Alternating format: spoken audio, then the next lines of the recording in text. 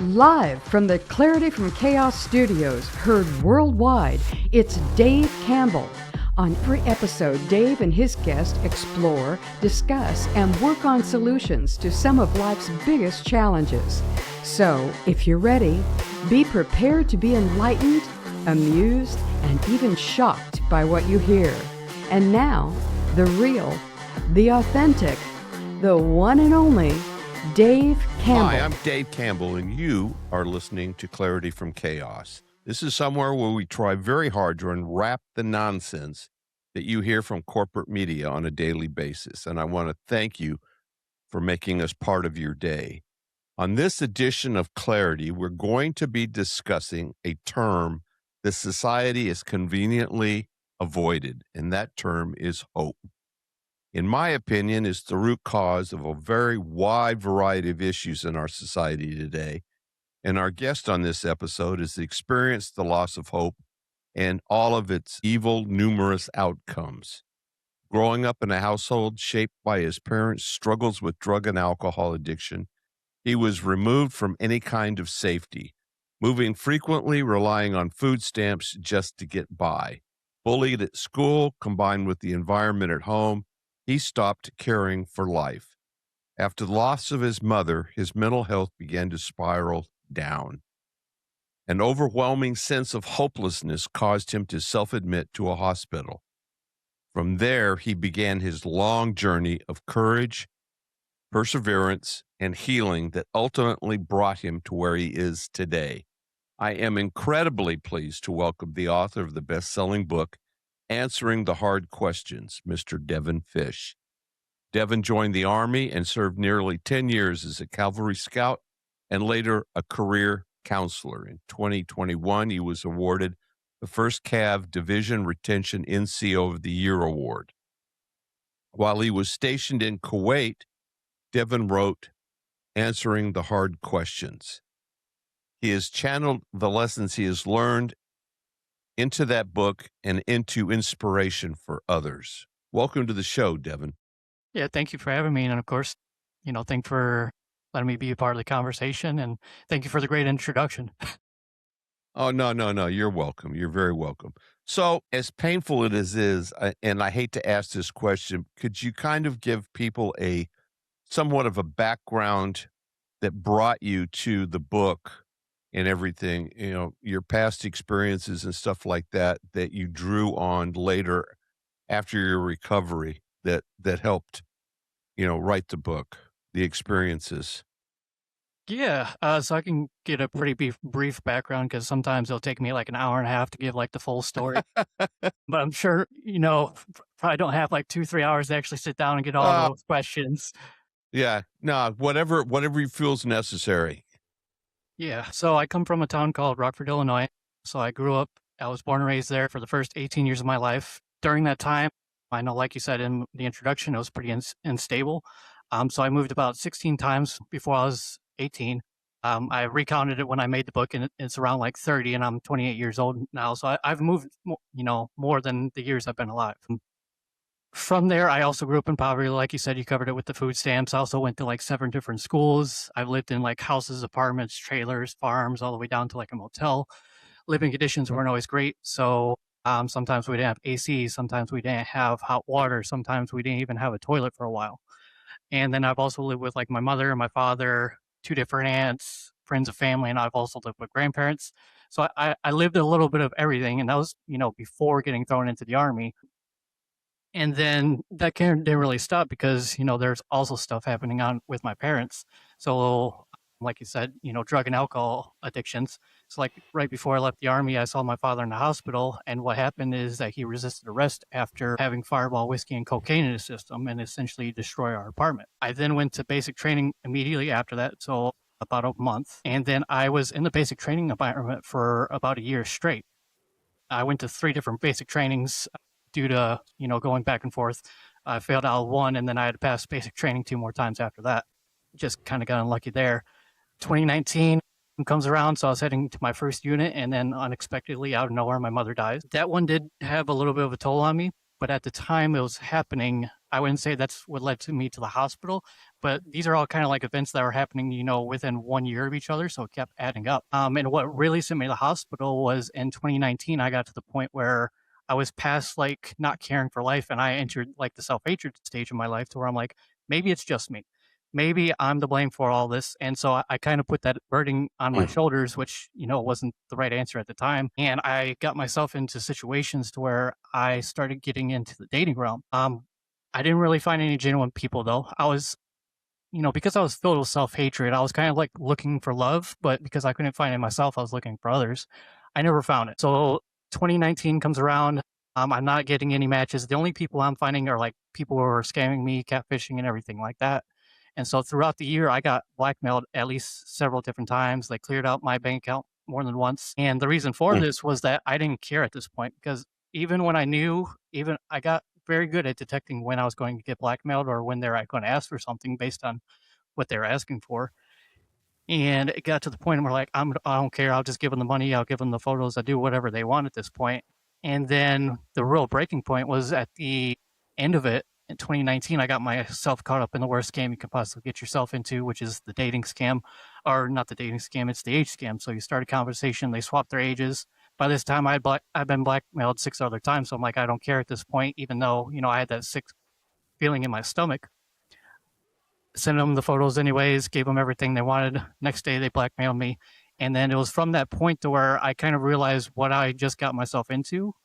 And it was the realization, well, what if this was a real person, or what if it is a real person? And so for the next month, I'd say I was considering heavily taking my life day by day. And the only reason I didn't do it was that they decided not to leak anything, and I just kept paying them money.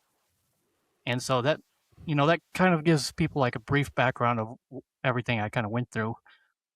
Wow. It sounds like, I can certainly understand at that point that everything continued to pile up and pile up and pile up, and you just you couldn't see the surface of the water above you anymore, right? You were just getting deeper and deeper and deeper.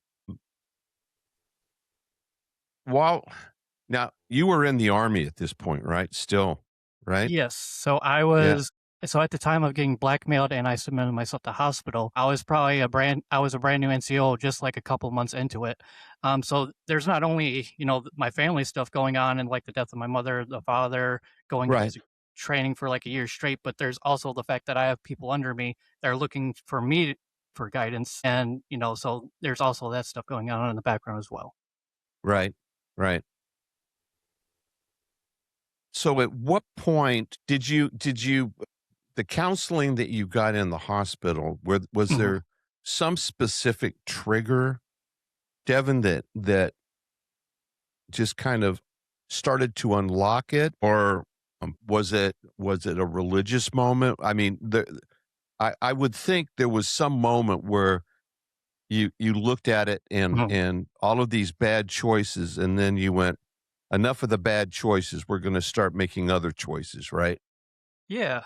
What So what was that transition, Devin? what it was is in the hospital. So the counseling itself never really helped me out too much. It kind of Right. gave me a little bit of direction when I got out of the hospital because I had to do mandatory counseling. So I'll probably get into that one a little bit. But what really changed me was I read two little pamphlets in the hospital. So it wasn't even, the hospital itself. It was, just these two little pamphlets. And the first one said that there are a lot of suicidal people who don't want to end their life. And I thought about that. And it's like, I don't really want to end my life. And that's kind of why I sent myself to the hospital and answering the hard questions. That's where the name of the book spawned because before I went to the hospital, I asked myself, I'm like, do you want to die? And luckily, the answer I came up with was no, because I was like, I would like to live before I die because I looked back on my life and I'm like, this isn't life. This is Right. just suffering. And so I Right. kind of had to make that decision before I went to the hospital and before I'm like, okay, let me try to get help. And then the Right. second one, which really changed my perspective on life, was that you can have a perfectly healthy mind, but if you believe you are depressed, then your brain will slowly make you depressed. So I Right. saw that and I'm like, okay, I know I'm messed up in the head. I know I'm depressed. I know I hate myself. I knew that very clearly. And so I was like, I took that statement, I reversed it. So I'm like, okay, if I hate myself, but I believe I'm happy, maybe I can be happy again. And I pursued that for a lot. And then I know you asked a little about if there was any faith in it. at this time, I was still pretty heavily anti-religious, and then when I wrote the book, that's where faith kind of came full circle to me. So this was in Right. 2019, so I just came to Christianity in 2026. So that was a Okay. big struggle, but I did notice the correlation that the more optimistic I came, the more faith I started to develop, and that eventually led me back to Right. the faith. It's kind of funny, and as a side note, Devin, I wear a wristband that basically is Mhm, Philippians 4:8, which is basically what you think is the most important thing. So you need to concentrate on mhm, honesty, purity, the good things out there. If you maintain those in the front of your mind, that's where you're going to be. And to your point, if you're on the other side of the hill and all you think about are the ugly, ugly twists of the world, eventually you bring those on yourself mhm. just by focus, if by transferring your energy to the negative as opposed to transferring your energy to the positive. So I think that's kind of interesting. That's the reason I was asking about, was there a faith element in it? Mhm. So does the VA, in your opinion, what are they doing about this? Because I've got to believe, Devin, that the mental challenges in the military are there. And you already had said that the hospital didn't really do you pardon the expression, a damn bit of good, that it was a pamphlet that you read, right? That Mhm. was the triggering moment that started you to think about other choices. So I'm curious about your thoughts around the VA and what they're doing now, because when you were in the service, it was the there was a different vibe with the military in 1920 and up until the change in leadership in 24. And I was just curious your thoughts around it. Yeah, so I would say that when I went to the hospital in 2019, I wouldn't say, those pamphlets are the two things that kind of activated for me, but I wouldn't say, the hospital trip was absolutely like useless. It's just that is what happened to do it for me. Right. Some people need that counseling. There are a lot of programs in the Army right now, especially. We have briefs like a lot, and then there's always services offered and stuff like that. And so they are a lot more available. The big issue for me back in 2019, I was still a cavalry scout, and cavalry scout still falls under like the combat MOS. And so I kind of had that mindset. It's like, okay, if I ask for help, then I'm going to be seen as weak. When I went to that hospital and all the scouts saw me there, they're like, hey, we had no idea any of this was going on. And it actually, I think it changed some of the scouts' minds of like when I actually went there because no one was expecting it. But at the same Right. time, all those people who went to come see me, they're like, they were completely there in support. And so that was kind of one of the lies I was actually telling myself, to where I just kept telling myself that I was alone, that there's no one to support me. But when I actually admitted that I needed help, there was people there. And then, I just got out of the Army about 3 weeks ago. It was like May 5th. But even, within a week or two out of being service, I had a call from the VA. They're like, hey, do you want to do any mental health counselings? And I've received that call like twice already now. So the service is definitely out there. It's just, what helps the individual at that point. Right. Yeah, but okay, so they are stepping up. So that's Mhm, encouraging. I don't know that they did so much in the past, because when I was in, there wasn't a whole lot of, you mentioned, about being weak. There wasn't a whole lot of people that really cared, that you they expect you to be mhm, strong, period. You know, the weakness part of it, you could, hide somewhere, do whatever you wanted to do with it, but mhm, they didn't want to hear it. Right. So I was just curious if I know there'd been a big DEI push and a big, mhm. all of this other kind of push on the military up until 24, when when Secretary Hegseth took over. So I was curious about the change, if they were taking things seriously about some of the aspects of the mental health in the military. Yeah, I would actually say it's kind of opposite now to where like if leadership tries to call you weak or they try to prevent you from going counseling, now they're going to get separated for that reason. So the army has been trying to get away from that for a long time. However, with 2024, 2025, you mentioned a little bit that they're kind of going back to that old school army feel. And that's kind of what I did start noticing that trend right around when I was getting out. Oh, okay. Okay. So it is, I don't yeah, know I don't know as far as, like, if anything's gonna change, counseling wise, but I know they're trying to go yeah, back to, like, some of those older army roots. When it comes to, like, physical training, that's the big one they're trying to get into, and then the yeah. army's coming up with, like, a bunch of new systems right now, but that's all I know about it. Okay. So counseling, how did you make the shift to being a counselor? Mhm. I find that intriguing because a lot of people don't have the empathy for it, don't have the intuitive components, relative to themselves, or to be that insightful and patient and Uh-huh. empathetic as that you need to be a counselor. Mhm. Yeah. So one of the big things with being a career counselor, I kind of have to go get a little bit in the background of the story. So when I Okay, originally joined the army, I was going to be a 60-year Charlie, which was a nurse. The reason I was in the basic training environment for so long was that I went to nursing school for about 5 weeks. I ended up dropping out because I couldn't keep up with the classes. They essentially throw 3 years of school into one. Normal army tactic when it comes to the initial training. They're trying to get you through as fast as they can, while sure, also get their bang for their buck, and so that you don't, know nothing once you get into the real army. right, I failed out of that, and then I became a scout, which had nothing to do with, and it didn't really go with anything I was about as a person. And so when I got out of the hospital, I'm like, okay, what would make me happy? I kind of like look back at that 68 Charlie and say, okay, I signed up to help people. So, and the type of counselor that I ended up becoming was a career counselor. So for no one who's been in the army and they don't know the terminology, so essentially we help the soldiers with their careers. So we do like their contracts, their reenlistments. We help them PCS, do their reclassification if they want to try a new job, and we assist them throughout their careers and stuff like that. So it's not like a mental health counselor, but you do have to have some empathy. You have to have a lot of patience because you do have to work with the soldiers, and they're disgruntled as well.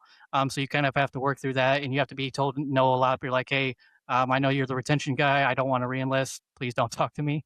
So there's quite right, a few of those conversations. So you do have to be sure, calm. You do have to be empathetic. But right, it's kind of one of those positions where it's like I experienced the army for the first 5 years of my career doing a job I didn't want to do. So me being able to help people transition out of their job or go to a base they want to go to was actually very useful for me. And then on top of that, what becoming a career counselor did for me, I don't think it was necessarily becoming a career counselor itself that changed me, but what it required me to become. So, like when I was filled with like self hatred, I hated the army at the time. I had to become an advocate for the army, so I had to change that. I didn't like people, and I was a pessimistic person, and then so I had to get used to talking to people daily, the random strangers who don't know me. And then I also had to be, the optimistic person because some of these people are coming to me disgruntled, and I kind of have to, help them change their mindset and stuff like that. So it required me to become a completely new person, which helped me get out of that old self-hatred mindset. right. Okay. So let's dive into a little bit of the whole term that I started out with the hope and hopelessness, because I don't think it, to me, it's the root cause of an awful lot of things. And we don't seem to want to address the root cause, which is hope and hopelessness. Mhm. And I was curious, your book, Answering the Hard Questions, obviously goes down that road, right? So maybe you could spend a few minutes, because I think raising hope helps a lot of people, because I think there's a lack of it Mhm. right now. Yeah. So answering the hard questions. So there is a subtitle of the book as well that is "Let it be at the end of the chapter, not the end of the book," and that's kind of looking at your life and then like turning to the next page, turning the chapter, and beginning a new life. But what the original title of it was going to be, I ended up initially changing it because the original title of that was "The Untold Consequences of Suicide." And, that's still the overarching theme of the actual book. I just Right. kind of made it Yeah. a little more poetic and easier for people to read. And they're like, hey, yeah, that actually Right. sounds pretty good. But what, let it be the end of the chapter, not the end of the book means it's like, okay, well, look at me in 2019, I was in the hospital. What if I didn't put myself in the hospital? What if I ended my life instead? And I looked at it from that aspect and I'm like, okay, so I lost hope. So therefore I took it away from everyone else. So by me writing this book, me continuing on with my life, I am passing that hope on that I found in Right. myself. Yeah. Yeah. That's kind of the sense of it that I was getting to was there's not a lot of it. And so from that point right there, I want to shift a little bit to the church because I know the church probably had an ever increasing effect on who and what you are and where you are today, right? And so your thoughts on, do you think, people just standing at the pulpit and talking about the verses in the Bible and how, Jesus died on the cross for your sins, so therefore you should have, all of this hope and everything else, and I'm not really seeing it change, Devin. So I was curious about your thoughts around that whole thing because to me, a certain amount of it is performative, and I don't think Christianity should be performative. Mhm. It. So your Gotcha. thoughts?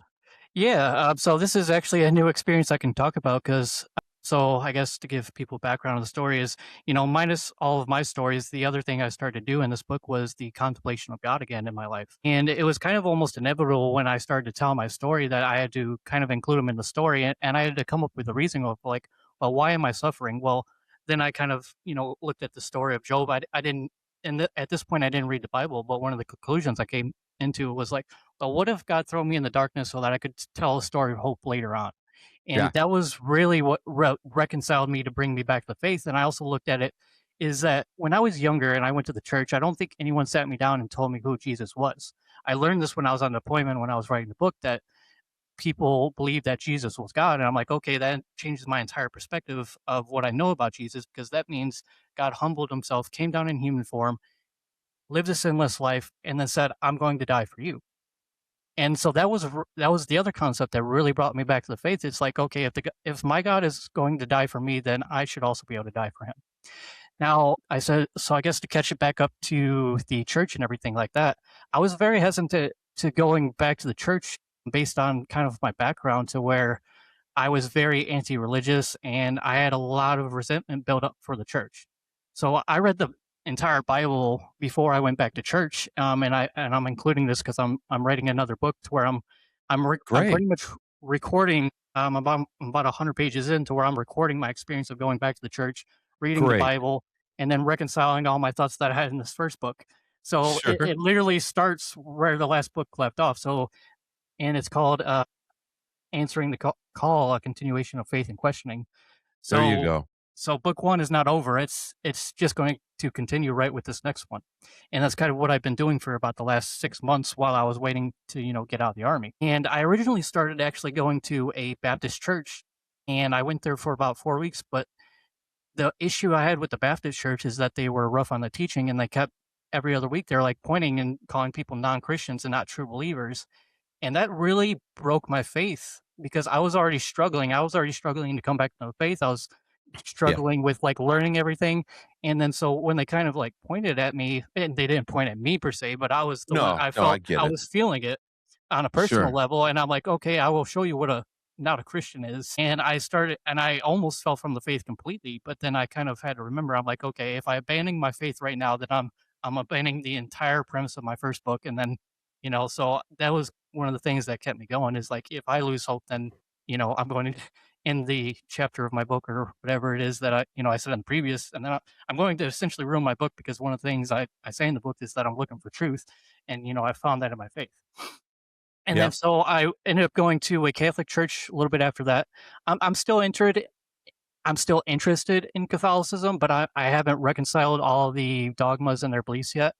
And then I ended up going to an Anglican church. I'm still going to that Anglican church. I've been going there for a couple months now. I've been participating in all their groups, but essentially it's a it's more of a reform slash traditional church to where it's like there's not really a sermon, but it's very traditional in the sense that everything we do has been carried on for like hundreds and hundreds of years to where it's almost like that reflection of the Catholic faith. And so it's not like he's getting up on the sermon and he's talking directly at us, but we are all there together as one rather than, just a 1 hour sermon of, the preacher talking to you. Right. Or yeah, talking down to you or however you Mhm. wanna you wanna view it. That's interesting 'cause currently I'm reading a book by Henry Scougal, which Mhm. was was one of the books that George Whitefield read, and I don't know if you've seen the movie The Awakening, but it's an incredible book, and so I would highly recommend it. So, what do you think the church I would imagine that in your downward spiral early on, that, you probably had a pretty good glimpse of what hell looked like, you Yeah. know? So, I ironically, there's a section in my book where I call it a glimpse into hell, and I'm like, the way if you know that you're on the road to hell, then you also know that there's a heaven.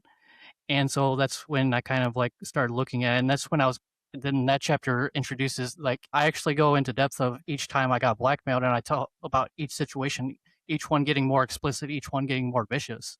And, I compared that to a small glimpse of hell to where it's like, this was very minor to what it could have been and then the level it could have Right. got to. Yeah. And then but the other part was that, because of my early church rebellion and I was atheist and you could argue antichrist as well, that what was going on in my head at that time was actually very hellish images. And to this day, I was into horror movies for a long time, which made my mind very dark.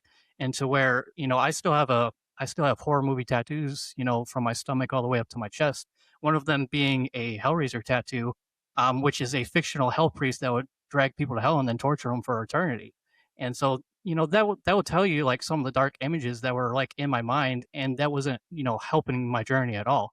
And because I Right. picked up horror movies probably when I was like 12, 13 years old, so I picked them up pretty early, and you know, getting into like heavier music and stuff like that.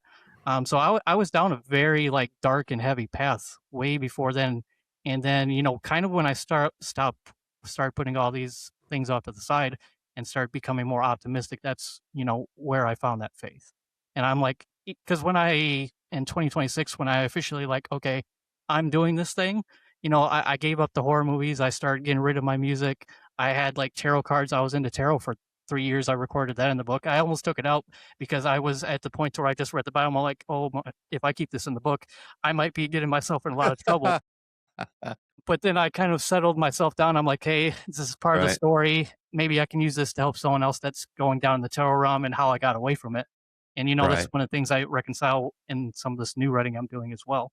And so Uh, I don't try to go away from my story, and in fact, I get very explicit, and I will be brutally honest with myself. I'm like, "Hey, I did all these things," but it's so that I can have the conversation with anyone else who is going through those things, and that right. they know my stories are real.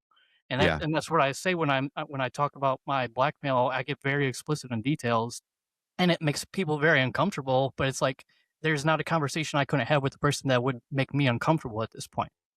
Right. Yeah, well, there's a great deal to be said for the authenticity of all of that, right? Mhm. And that's I think people tend to fall short because they don't wanna be that honest with themselves, and I think that's probably a stumbling block. Let me shift gears just a little bit, Devin. On society as a whole, what are your thoughts around, social media and what it's doing to drive hope out of the environment? Because to me, social media is going a long way to isolating people, doing a lot of bad things, Mhm. right? And I was just curious your thoughts based on your experience. Yeah. So going back to getting blackmailed and everything like that is because I was addicted to like dating websites, and that is part of the social media and digital realm.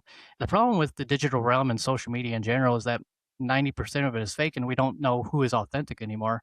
And so the social media realm is like making a lot of people famous who shouldn't be famous, or it's made people teachers who shouldn't be teachers and everything like that. And the problem I found, even, back to this Christianity conversation in the churches and everything like that, is like if I get on social media, there's so many denominations of Christianity that all we're doing is arguing with each other. And it's Right. very hard to actually see the truth in it when everyone's like, oh, you're going to hell, you're going to hell, you're going to hell, you're not a real Christian, you're a non believer.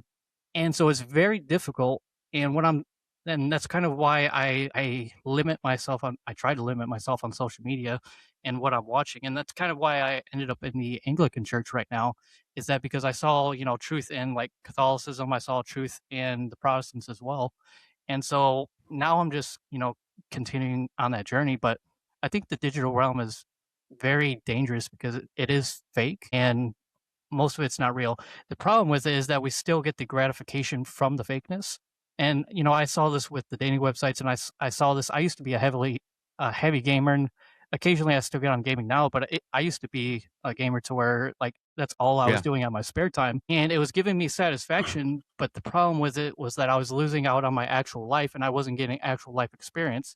And I think that ended up adding to the dating realm experience to where I wasn't getting any matches or anything like that because I don't know how to hold a conversation at this point.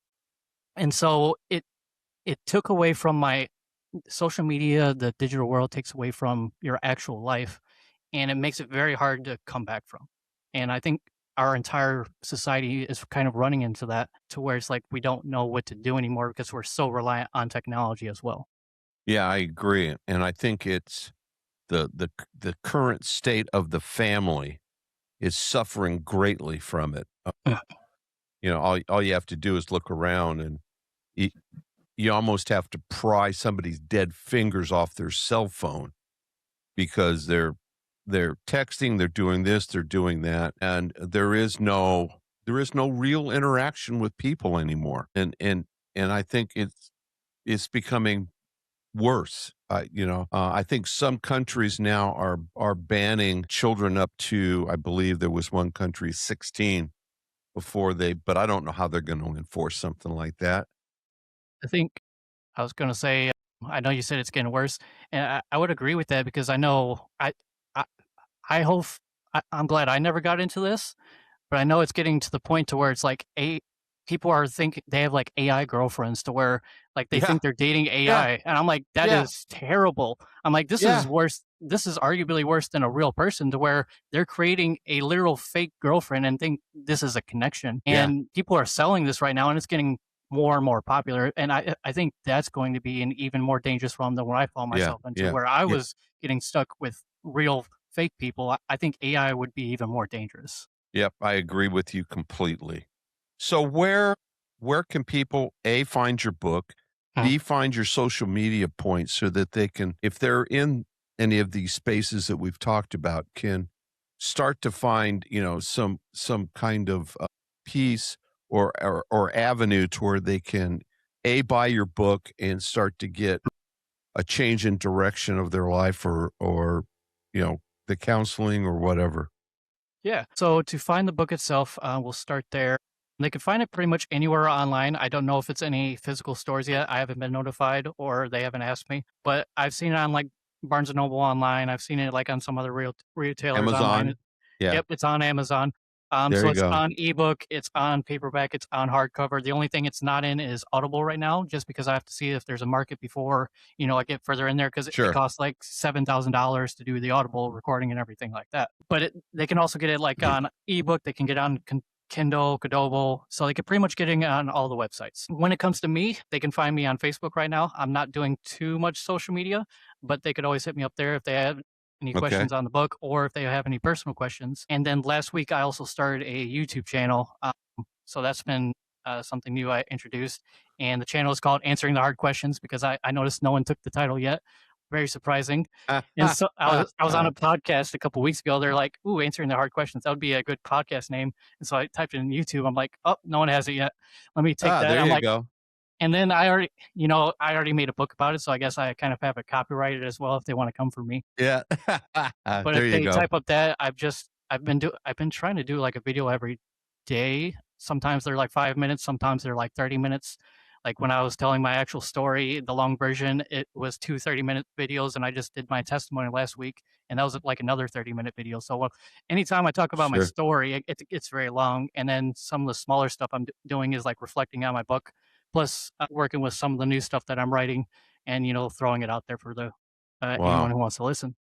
All right. Well, listen, it's been an absolute honor and a pleasure to have you on, and I can't wait to talk to you when your new book comes out. I think that'll be a lot of fun. And if you don't mind, I would like to take a moment and offer a quote from the Bible, and this is from Ephesians 6:12.